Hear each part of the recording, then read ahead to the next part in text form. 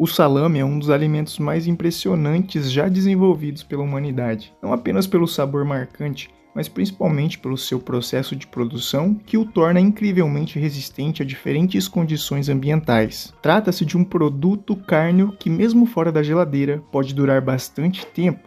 Mas como isso é possível? Deve estar cheio de conservantes. Até tem um pouco sim, porém, o que realmente garante essa durabilidade são etapas fascinantes de processamento que transformam completamente a carne. Agora, pega aí tua tábua de frios, porque eu vou te explicar tudinho. Quando a gente fala em produção de salame, parece algo simples, mas na verdade o processo tem várias etapas bem definidas, e tudo começa na escolha da matéria-prima. Para fazer um bom produto, a preferência é por carnes mais avermelhadas, geralmente de animais mais velhos. O ideal é que a matéria-prima tenha um pH mais baixo e tenha passado por cerca de 3 dias de descanso. Mas o que isso significa na prática? Quando a carne tem um pH mais baixo, a estrutura dela fica mais aberta. As fibras musculares se contraem um pouco e parte da umidade é reduzida. Isso facilita e muito a entrada do sal e dos agentes de cura. Depois vem a segunda fase, a moagem. Basicamente, a carne passa pelo picador, que vai dar a granulometria certa para o salame. Nem fina demais, nem grossa demais, dependendo do estilo.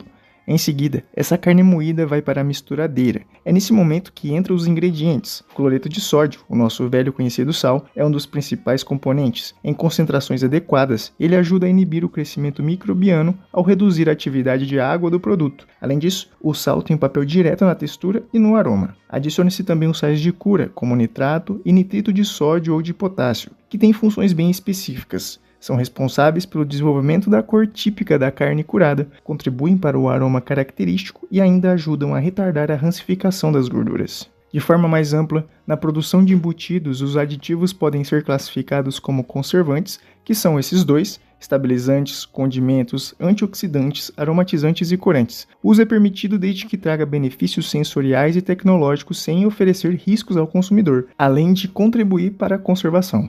É nessa etapa também que colocamos os protagonistas, as culturas iniciadoras, ou seja, bactérias boas. Tudo é incorporado de forma homogênea, porque essa distribuição uniforme é essencial para garantir sabor e segurança. Depois da mistura, chegamos ao embutimento. É o processo de colocar essa massa já pronta dentro de tripa usando equipamentos chamados de embutideiras. A ideia é preencher bem, com firmeza, para que o salame fique bem compacto, sem bolsas de ar. Com as peças já embutidas, elas seguem para câmaras com temperatura e umidade controladas. E é aqui que acontece o verdadeiro coração do processo, a fermentação. É nesse momento que a carne deixa de ser apenas carne temperada e começa de fato a se transformar em outra coisa. A textura muda, o aroma começa a se desenvolver e o produto passa a ganhar estabilidade. Lembra das bactérias que a gente adicionou lá na etapa de mistura? Elas não estão ali por acaso.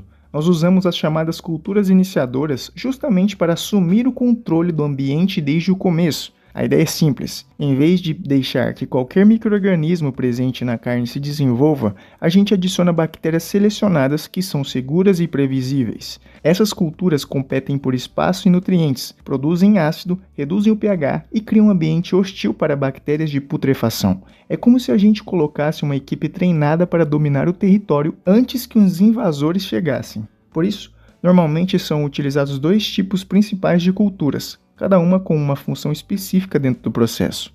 O primeiro grupo são as bactérias acidoláticas, como a Lactobacillus e o Pediococcus. Elas são as principais na fermentação. O segundo grupo são as bactérias de cura, como Staphylococcus e Cocuria. Elas não focam na acidificação, mas sim nas reações de cura, que ajudam a fixar a cor avermelhada típica e a proteger as gorduras da oxidação. E então, na câmara de fermentação, com temperatura controlada de 20 a 26 graus, ocorre a glicólise. O primeiro grupo de bactérias consome os açúcares simples na ausência de oxigênio. O subproduto metabólico dessa reação é o ácido lático. Conforme o ácido é excretado pelas bactérias para o interior da massa cárnea, a concentração de íons de hidrogênio aumenta drasticamente. É esse aumento de íons positivos que causa a queda do pH. Com isso, ocorre algo fundamental: o ponto isoelétrico. As proteínas são formadas por cadeias de aminoácidos que possuem grupos químicos carregados eletricamente. No pH natural da carne fresca, 5,8, a proteína tem um excesso de cargas negativas. Como cargas iguais se repelem, as fibras da proteína ficam afastadas umas das outras. Esse espaço entre as fibras é ocupado pela água livre. Por isso, a carne fresca é macia e retém muita umidade. Como você viu, conforme a fermentação avança e as bactérias produzem mais ácido lático, o meio fica inundado de íons de hidrogênio, que são positivos. Eles são atraídos pelas cargas negativas da proteína e se ligam a elas. Quando o pH chega em aproximadamente 5,2, o número de cargas positivas adicionadas pelo ácido iguala exatamente o número de cargas negativas originais da proteína. A carga da fibra torna-se zero. Sem a força de repulsão elétrica, as fibras não se empurram mais. As proteínas se aproximam e se ligam fortemente entre si, formando um gel proteico. É neste momento que o salame deixa de ser uma massa de carne moída e se torna um bloco sólido e unido. No ponto isoelétrico, como as proteínas se apertam uma contra as outras, o espaço onde a água ficava armazenada é exprimido. A água é forçada para fora das fibras, tornando-se mais fácil de ser evaporada. Se o pH em 5,2 é o ajuste perfeito onde as fibras se encontram e se unem, passar desse ponto e descer demais causa o que chamamos de desnaturação ácida excessiva, por isso deve-se cuidar muito bem dessa métrica. Quando todo esse processo é bem conduzido, a gente cria o que chamamos de uma verdadeira barreira de segurança. Primeiro, porque a queda do pH faz toda a diferença. A maioria das bactérias patogênicas, como Salmonella e E. coli, simplesmente não consegue se multiplicar em ambientes com pH abaixo de 5,2. Segundo, porque as bactérias boas consomem os açúcares disponíveis na massa, ou seja, elas usam todo o combustível antes que os micro-organismos indesejáveis tenham a chance de se desenvolver. E tem mais, quando ocorre a expulsão de parte da água, significa menos condição para crescimento microbiano. Com o fim da fermentação, iniciamos a fase de maturação, que é a etapa em que acontecem muitas transformações químicas no produto para deixar o sabor mais completo. O processo começa com temperaturas entre 18 e 20 graus e umidade relativa alta, em torno de 95% no primeiro dia. Nos 3 a 4 dias seguintes, essa umidade é reduzida para cerca de 85%. Depois dessa fase inicial, o salame segue para maturação e secagem propriamente ditas, com temperaturas entre 12 e 15 graus Celsius, e umidade relativa entre 70%. É nesse período que ocorre a estabilidade da cor, o desenvolvimento do aroma e a consolidação da textura. Quando o produto perde aproximadamente 30% do peso inicial, ele está pronto para embalagem e comercialização.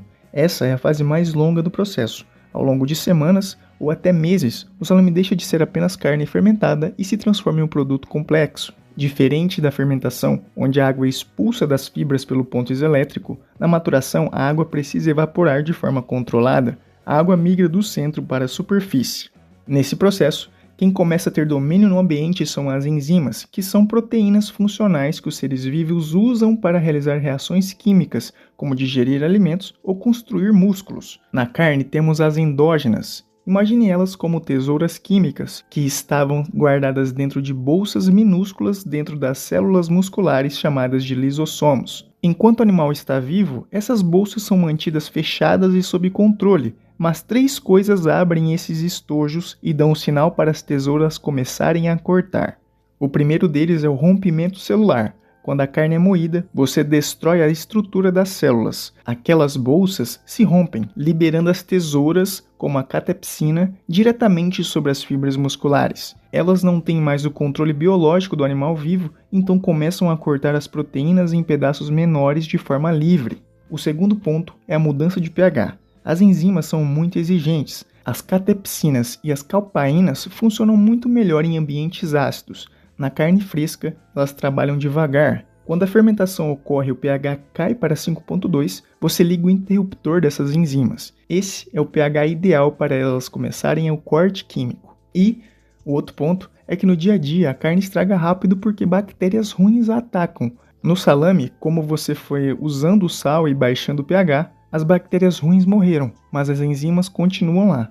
Como o salame fica semanas descansando, as enzimas têm tempo de sobra para realizar milhões de pequenos cortes que não aconteceriam em um bife que você fritaria no mesmo dia. Com a gordura, o processo é similar, mas com um objetivo diferente: gerar cheiro. As lipases, vindas tanto da carne quanto das bactérias, atacam as moléculas de gordura, os triglicerídeos. A gordura pura não tem cheiro forte. A enzima corta a gordura e libera ácidos graxos livres. Esses ácidos são voláteis. Quando eles chegam no nosso nariz, a gente sente aquele aroma característico. Mas você deve perguntar, se as enzimas estão quebrando tudo, por que o salame não vira um purê? O segredo está no sal, que freia as enzimas em concentração alta e impede que elas trabalhem rápido demais. Elas cortam, mas devagar. E na secagem, as enzimas precisam de água para reagir. Conforme o salame desidrata, a atividade enzimática vai diminuindo até parar quase completamente. Depois que as bactérias e as enzimas já fizeram o trabalho delas, o salame está praticamente pronto. A embalagem, neste ponto, não é a grande protagonista. Afinal, o produto já passou por fermentação, secagem e maturação. Aqueles salames da estrada que o digam, né? Mas claro, quanto melhor for a embalagem ou armazenamento, maior será a durabilidade e a qualidade final. Espero que você tenha entendido como cada etapa do processo é essencial para transformar uma carne in natura em um produto extremamente estável e duradouro. Nada ali é por acaso. No final das contas, esse é o verdadeiro poder do processo. Usar bactérias e enzimas a nosso favor. Elas cumprem o papel delas, nós controlamos as condições. E dessa parceria nasce um alimento complexo, seguro e cheio de sabor, pronto para chegar na sua mesa. Se quiser apreciar um salame de qualidade, na descrição tem alguns, espero que você goste. Vou deixar de sugestão o processamento de um alimento bem complexo também, o bacon. E se você gosta de processos incríveis, clica nesse das frutas cristalizadas. Espero te ver lá, hein? Um beijo para você e tchau!